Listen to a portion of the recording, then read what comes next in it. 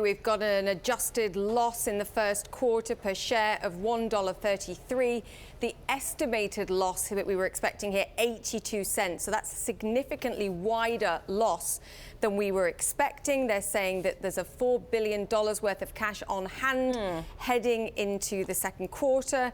I've just picked up their statement as well. They're saying that the Model 3 is on track for initial production in July, that their gross margin on the automotives in the first quarter improved to 27.4. It's under generally accepted accounting principles, 27.8 non-GAAP. Guys, what are we thinking here? Significantly wider loss than expected. And the stock still up by better than 2%, at least the early blush here. David, it seems like, this is like the classic story stock with Tesla. None of these numbers really seem to matter. It's all about whether the story is intact with them and whether people still believe in Elon. And they do. So, right. And you were pointing out the contrast between Facebook's extraordinary profitable business and Tesla's extraordinary money-losing business that is nonetheless valued at a massive amount. And it does have one of the best stories in business, not just in tech.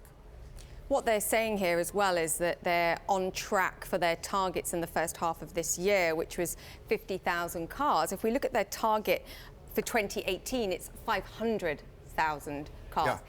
How do we get from...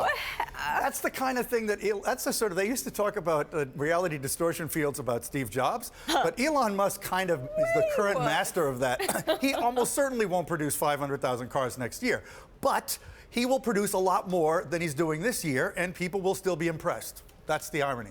Also, CapEx, which we were just talking about as being an important number. Year-to-date capital expenditures slightly over $2 billion when Model 3 starts. So at some point, the numbers will matter. The amount of cash burn is perhaps an issue that shareholders will care about. Yeah, Paul Sweeney, when we look at these Tesla numbers and the fact that they're going to increase CapEx slightly over $2 billion, for investors, is that good news? Is that something they applaud?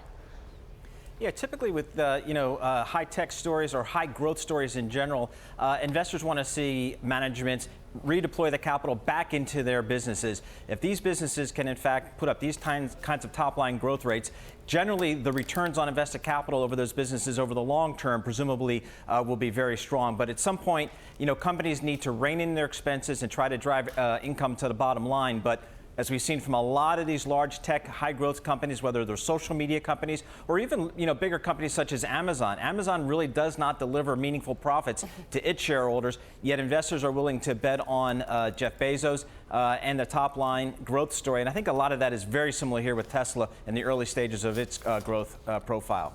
If we bring it back to Tesla, though, the share price here is based on the future. What does that look like? What can they achieve? The Model 3, they're saying, look, it's going to come in July. There was shock and awe when they said that because they weren't expected to be ready to do that in July. Is that even going to make money? Because if it comes in around $30,000 for the car, then it's kind of cheap.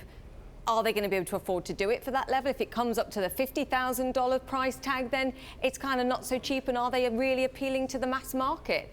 I wonder whether this kind of fictional issue that we've got with this company translates to the thing that's hopefully going to make them some money here. If they could come out with a car for under $50,000, which I'm sure they will do, they will sell a humongous number of them. That is a given. Humongous. I would say, I don't know, as many as they could produce.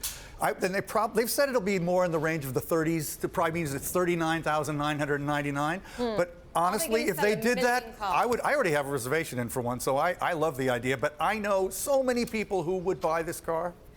Do you? Oh, yeah. Do you know a million of them? Maybe not a million. Are there enough? Maybe there are. I think there are enough. Or more. I think there are enough. You think there are enough? We've got Bloomberg